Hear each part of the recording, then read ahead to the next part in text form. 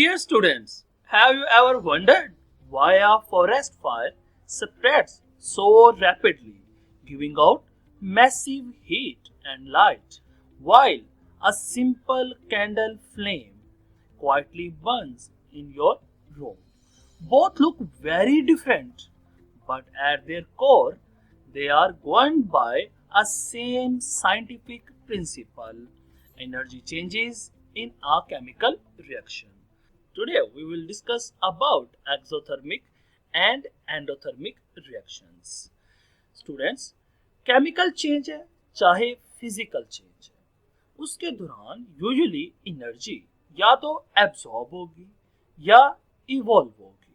अब एनर्जी जो है हम जानते हैं in the form of heat transfer होती है, यानी हीट एक वे है जिसके जरिए एनर्जी ट्रांसफर होती है।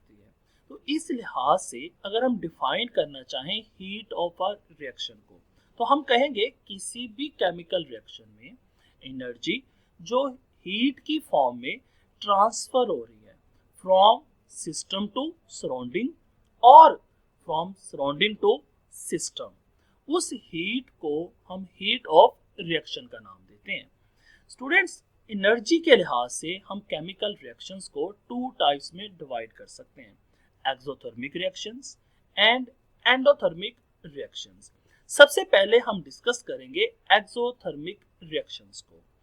ऐसे केमिकल रिएक्शंस जिनमें एनर्जी इवॉल्व होगी, उन केमिकल रिएक्शंस को एक्सोथर्मिक रिएक्शंस का नाम देते हैं। एक्सो वर्ड जो है वो डिराइव हुआ है एग्जिट से।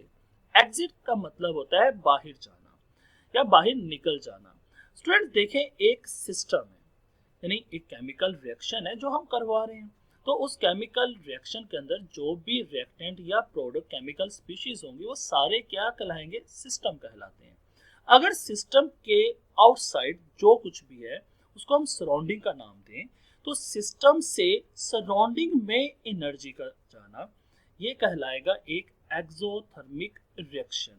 माय डियर स्टूडेंट्स, अगर हम देखें कोई भी फ्लास्क है या कंटेनर है, उसमें हम एक एक्सोथर्मिक रिएक्शन करवा रहे हैं, उस फ्लास्क का टेम्परेचर जो है वो इंक्रीज हो जाएगा, यानी हम ये भी कह सकते हैं वो फ्लास्क जो है वो हॉट हो जाएगी, गर्म हो जाएगी। तो हम उसको टच करके ये देख सकते हैं कि वो रिएक्शन एक्सोथर्मिक है या नहीं है। माय डियर स्टूडेंट्स, अगर हम कुछ एग्जांपल्स की बात करें एक्सोथर्मिक रिएक्शंस की, तो सबसे पहले हम देखेंगे कि एक्सोथर्मिक रिएक्शन को इक्वेशन की फॉर्म में हम किस तरह लिखते हैं। तो देखिए, रिएक्टेंट्स वो केमिकल सब्सटेंसेस जो रिएक्शन में पार्टिसिपेट करते हैं और उनमें केमिकल चेंज के रिजल्ट में जो नए सब्सटेंसेस बनते हैं उनको हम प्रोडक्ट्स का नाम देते हैं।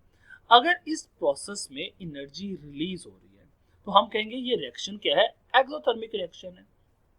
स्टूडेंट्स, अगर हम एक एग्जांपल देखते हैं, हाइड्रोजन एंड ऑक्सीजन जब रिएक्ट करते हैं रिजल्ट में वाटर फॉर्म्ड होता है। अब देखिए साथ लिखा है प्लस 571.6 किलो जूल, यानी ये एनर्जी प्रोडक्ट साइड पे लिखी हुई है। अगर प्रोडक्ट साइड में एनर्जी लिखी हो, यानी प्रोडक्ट साइड का पार्ट हो एनर्जी, तो हम कहेंगे वो एक एक्सोथर्मिक रिएक्शन है। हम इसको कुछ यूं भी लिख सकते हैं कि हाइड्रोजन ऑक्सीजन रिएक्ट कर वाटर बनाएंगे। डेल्टा एच जो कि इंथाल्पी चेंज कहलाता है, उसकी वैल्यू है -571.6 kilo joule. Minus sign indicate कर रहा है कि ये रिएक्शन जो है एक्सोथर्मिक रिएक्शन है। हम एक और एग्जांपल देखते हैं, कार्बन एंड ऑक्सीजन जब रिएक्ट करते हैं तो रिजल्ट में कार्बन डाइऑक्साइड फॉर्म्ड होता है। प्लस 393.5 किलो जूल एनर्जी जो है वो रिलीज होगी। अब प्लस का साइन के साथ हम क्या इसे लिखेंगे, नहीं, बल्कि देखें हम इसे कुछ यूं लिखेंगे कि delta H is equal to -393.5 kilo joule. ये यहाँ पे भी माइनस का साइन इंडिकेट करेगा ये क्या है, एक एक्सोथर्मिक रिएक्शन है। My dear students, now we will move towards endothermic reactions. Endothermic reactions ऐसे केमिकल रिएक्शंस होंगे जिनमें हीट एनर्जी या हम सिंपली एनर्जी कहेंगे एब्जॉर्ब होगी, ऐसे केमिकल रिएक्शंस को एंडोथर्मिक रिएक्शंस का नाम देते हैं। फॉर एग्जांपल सिस्टम है और सिस्टम के आउटसाइड उसका एनवायरनमेंट जो है वो सराउंडिंग है। अगर सराउंडिंग से एनर्जी सिस्टम में आ रही है तो हम कहेंगे ये केमिकल रिएक्शन जो होगा वो एक एंडोथर्मिक केमिकल रिएक्शन होगा। During endothermic chemical reaction energy absorb होती है फ्रॉम सराउंडिंग टू सिस्टम। इस वजह से जिस कंटेनर में हम केमिकल रिएक्शन करवा रहे होंगे उस कंटेनर का टेम्परेचर डिक्रीज हो जाएगा। अगर हम उस कंटेनर को टच करेंगे तो हमें उस कंटेनर की सरफेस जो होगी वो कोल्ड यानी ठंडी फील होगी। इससे हम देख सकते हैं कि जो रिएक्शन है वो क्या है, एंडोथर्मिक रिएक्शन कहलाता है। माय डियर स्टूडेंट, अगर हम एग्जांपल्स के तौर पे केमिकल इक्वेशन लिखना चाहें किसी भी एंडोथर्मिक रिएक्शन की, हम सब कुछ यूं लिखेंगे कि रिएक्टेंट्स एनर्जी एब्जॉर्ब करेंगे और रिजल्ट में प्रोडक्ट बनेगा। अब यहाँ पे देखें एनर्जी को हमने रिएक्टेंट साइड पे लिखा है। अगर हम एज्यूम कर लें कि जो एरो का साइन है वो इक्वलिटी को रिप्रेजेंट कर रहा है, तो एनर्जी को अगर हम दूसरी साइड पे लेके जाएं यानी right side of the equation लेके जाएं तो हम कह सकते हैं, हम इसको कुछ यूं लिख लेंगे, रिएक्टेंट्स प्रोडक्ट माइनस एनर्जी। अब देखें यहाँ पे एनर्जी के साथ माइनस साइन इस वजह से आया क्योंकि इसे हमने इक्वेशन के लेफ्ट साइड से राइट साइड पे लिखा। राइट साइड पे नेगेटिव साइन के साथ एनर्जी लिखें या लेफ्ट साइड पे पॉजिटिव साइन के साथ एनर्जी लिखें, तो इसका मतलब यही होगा कि ये रिएक्शन जो है एंडोथर्मिक रिएक्शन है। माय डियर स्टूडेंट, हम एग्जांपल देखते हैं कि हाइड्रोजन और आयोडीन मिलकर हाइड्रोजन आयोडाइड बनता है। यहाँ पे देखें एनर्जी हमने लिखी है 53.08। ये एनर्जी एक्चुअली क्या है, एब्जॉर्ब हो रही है। एब्जॉर्ब हो रही है तो रिएक्शन क्या है, एंडोथर्मिक है। तो एंथैल्पी चेंज हम लिखेंगे प्लस 53.08। ये जो पॉजिटिव साइन है ये इंडिकेट कर रहा है रिएक्शन जो है वो एंडोथर्मिक रिएक्शन है। एक और एग्जांपल देखते हैं कि नाइट्रोजन एंड ऑक्सीजन रिएक्ट करके नाइट्रोजन ऑक्साइड बनाते हैं। इस दौरान जो एनर्जी एब्जॉर्ब होगी प्लस 180.6 किलो जॉल होगी। ये एनर्जी जो है इसमें भी पॉजिटिव साइन इंडिकेट कर रहा है कि यहाँ पर ये जो रिएक्शन है ये एक एंडोथर्मिक रिएक्शन है। माय डियर स्टूडेंट्स, कोई भी रिएक्शन एक्सोथर्मिक या एंडोथर्मिक क्यों होता है, उसकी रीजन क्या होती है? तो एक्चुअली हम देखेंगे कि केमिकल रिएक्शन के अंदर दो तरह के प्रोसेस इन्वॉल्व होते हैं। जो रिएक्टेंट्स हैं उनके बिटवीन जो बॉन्ड्स होंगे वो ब्रेक होंगे और बॉन्ड ब्रेकेज जो है वो हमेशा एनर्जी रिक्वायर्ड करता है। तो इस वजह से हम कह सकते हैं बॉन्ड ब्रेकिंग जो है वो एक एंडोथर्मिक प्रोसेस होगा। लेकिन जब न्यू बॉन्ड्स बनेंगे रिजल्ट में प्रोडक्ट के, तो हम कहेंगे बॉन्ड फॉर्मेशन जो है वो एक एक्सोथर्मिक प्रोसेस है। यानी ओवरऑल रिएक्शन एक्सोथर्मिक है या एंडोथर्मिक है, उससे इररिस्पेक्टिव एक रिएक्शन के अंदर जो रिएक्टेंट्स होंगे उनके बिटवीन बॉन्ड्स ब्रेक हो रहे होंगे, जबकि जो प्रोडक्ट बनेगी तो उसमें डिफरेंट एटम्स के दरमियान न्यू बॉन्ड्स फॉर्म्ड होंगे। यानी दो प्रोसेस हो रहे हैं, bond breaking and bond formation. Bond breaking में एनर्जी रिक्वायर होगी, बॉन्ड फॉर्मेशन में एनर्जी रिलीज होगी। हम इन दोनों एनर्जी की वैल्यूज का, यानी जो एनर्जी रिक्वायर है बॉन्ड ब्रेकिंग में और जो एनर्जी रिलीज होगी बॉन्ड फॉर्मेशन में, इनका रिजल्टेंट फाइंड करते हैं। वो रिजल्टेंट हमें बताएगा कि कोई भी रिएक्शन एक्सोथर्मिक है या एंडोथर्मिक है। फॉर एग्जाम्पल हम वाटर फॉर्मेशन की ही एग्जाम्पल लेते हैं। हाइड्रोजन और ऑक्सीजन जब रिएक्ट करेंगे तो वाटर फॉर्मेशन होगी। माय डियर स्टूडेंट, अगर हम इसको स्ट्रक्चर की फॉर्म में इक्वेशन को लिखें तो हम कुछ यूं लिखेंगे कि एक जो हाइड्रोजन मॉलिक्यूल है यानी H2, उसके अंदर दोनों हाइड्रोजन एटम्स के बिटवीन सिंगल कोवलेंट बॉन्ड है। तो हमने दोनों हाइड्रोजन मॉलिक्यूल्स को H बॉन्ड H और H बॉन्ड H की फॉर्म में लिख लिया। जबकि जो ऑक्सीजन मॉलिक्यूल है, इस ऑक्सीजन मॉलिक्यूल में दोनों ऑक्सीजन एटम्स के बिटवीन डबल कोवलेंट बॉन्ड होता है। अब यहाँ पर जो रिएक्टेंट्स हैं उनके बिटवीन बॉन्ड्स ब्रेक होने हैं, तो रिजल्ट में ऑक्सीजन हाइड्रोजन बॉन्ड फॉर्मेशन होनी है, जिससे वाटर मॉलिक्यूल्स क्या हैं वो फॉर्म्ड होंगे।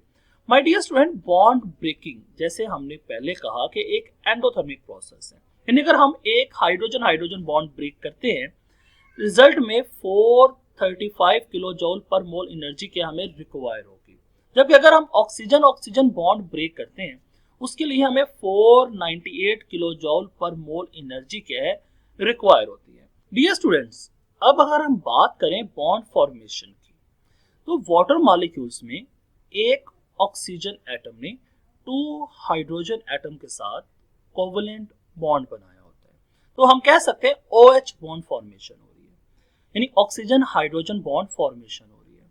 तो बॉन्ड फॉर्मेशन एक एक्सोथर्मिक प्रोसेस है, इसलिए 484 किलो जूल पर मोल एनर्जी जो है वो रिलीज होगी। अब अगर ओवरऑल हम एनर्जी चेंजेस को कैलकुलेट करें तो हम लिख सकते हैं, चूंकि देखें हाइड्रोजन हाइड्रोजन जो एक बॉन्ड है उसको ब्रेक करने के लिए 435 किलो जूल एनर्जी रिक्वायर है। तो अगर हम 2 मॉलिक्यूल्स के between hydrogen hydrogen bond break कर रहे हैं तो हम 2 से मल्टीप्लाई कर देंगे, तो टोटल जो एनर्जी हाइड्रोजन हाइड्रोजन बॉन्ड्स को ब्रेक करने के लिए चाहिए होगी वो 870 किलो जूल चाहिए होगी। इसी तरह अगर हम ऑक्सीजन ऑक्सीजन बॉन्ड ब्रेक करते हैं उसके लिए 498 किलो जूल एनर्जी रिक्वायर होगी। लेकिन अगर OH बॉन्ड फॉर्मेशन करवाते हैं, OH बॉन्ड फॉर्मेशन के दौरान हम देखते हैं कि 4 OH बॉन्ड है, एक वाटर मॉलिक्यूल में 2 OH बॉन्ड्स बन रहे हैं, तो टोटल 2 मॉलिक्यूल्स बन रहे हैं वाटर के, तो टोटल हमारे पास OH बॉन्ड्स जो होंगे वो 4 OH बॉन्ड्स होंगे, इसलिए 484 को हमने 4 से मल्टीप्लाई कर दिया। तो जो एनर्जी रिलीज हो रही है 1936 है, और जो एब्सॉर्ब हो रही है यानी जो रिक्वायर है वो 1368 है। अब देखें, बॉन्ड ब्रेकेज के लिए एनर्जी कम चाहिए, जबकि बॉन्ड फॉर्मेशन के दौरान एनर्जी क्या है ज्यादा रिलीज हो रही है। अगर हम इन दोनों का डिफरेंस निकाल लेते हैं तो डिफरेंस हम इस फॉर्मूला से निकालेंगे कि energy release minus energy absorb. यहाँ इनकी सब्ट्रैक्शन करते वक्त हमने एक चीज का ख्याल रखना है, हमने जस्ट मैग्नीट्यूड पुट करना है इस फॉर्मूला के अंदर, यानी एनर्जी रिलीज कितनी हुई है 1936। यहाँ पर देखिए मैं इसके साथ माइनस नहीं लगा रहा, हमने जस्ट क्या लेना है मैग्नीट्यूड लेना है, माइनस 1368 क्या एनर्जी एब्सॉर्ब होगी, तो इनका डिफरेंस जो आएगा वो 568 किलो जूल आएगा। अब आंसर में मैंने माइनस लिख दिया है। अब माइनस इसलिए लिखा क्योंकि जो नेगेटिव वैल्यू है इन 1936 जो एनर्जी रिलीज हो रही है वो ग्रेटर है, इसलिए आंसर में हम क्या लगा देंगे नेगेटिव साइन लगा देते हैं। अब ये जो एनर्जी है हमें चाहिए 1 मोल के लिए, हमने जो कैलकुलेट की वो एक्चुअली क्या थी 2 वाटर के मोल्स के लिए थी, जो थी -568 किलो जूल। अब अगर हम 1 मोल के लिए फाइंड करना चाहते हैं तो 2 से डिवाइड कर देंगे, तो मोल वाटर फॉर्मेशन के दौरान जो एनर्जी रिलीज होगी वो होगी -284 किलो जूल पर मोल। तो ये थ्योरेटिकल वैल्यू है। अगर हम यही एक्सपेरिमेंटल वैल्यू फाइंड करते हैं वो होगी -284.3 किलो जूल पर मोल। अब देखिए थ्योरेटिकल वैल्यू जो हमने कैलकुलेट की है और एक्सपेरिमेंटल वैल्यू बहुत ज्यादा क्या एक दूसरे के क्लोज हैं। माय डियर स्टूडेंट्स, हमने देखा कोई भी रिएक्शन एक्सोथर्मिक क्यों होगा, उसकी रीजन होगी कि बॉन्ड ब्रेकेज के दौरान जो एनर्जी रिक्वायर है वो अगर कम चाहिए और बॉन्ड फॉर्मेशन के दौरान जो एनर्जी रिलीज हो रही है वो ज्यादा रिलीज हो रही है, तो हम कहेंगे कि रिएक्शन जो होगा वो एक्सोथर्मिक रिएक्शन होगा। माय डियर स्टूडेंट्स, ये था हमारा आज का लेक्चर। आज के इस लेक्चर में हमने एक्सोथर्मिक रिएक्शंस और एंडोथर्मिक रिएक्शंस को डिस्कस किया है। एक्सोथर्मिक रिएक्शंस ऐसे केमिकल रिएक्शंस जिनमें एनर्जी इवॉल्व हो रही हो, यानी एनर्जी सिस्टम से सराउंडिंग में जा रही हो, जबकि एंडोथर्मिक रिएक्शंस ऐसे केमिकल रिएक्शंस होंगे जिनमें एनर्जी एब्सॉर्ब हो रही हो, यानी एनर्जी सराउंडिंग से सिस्टम में आ रही हो, तो हम कहेंगे वो रिएक्शंस जो होंगे एंडोथर्मिक रिएक्शंस होंगे।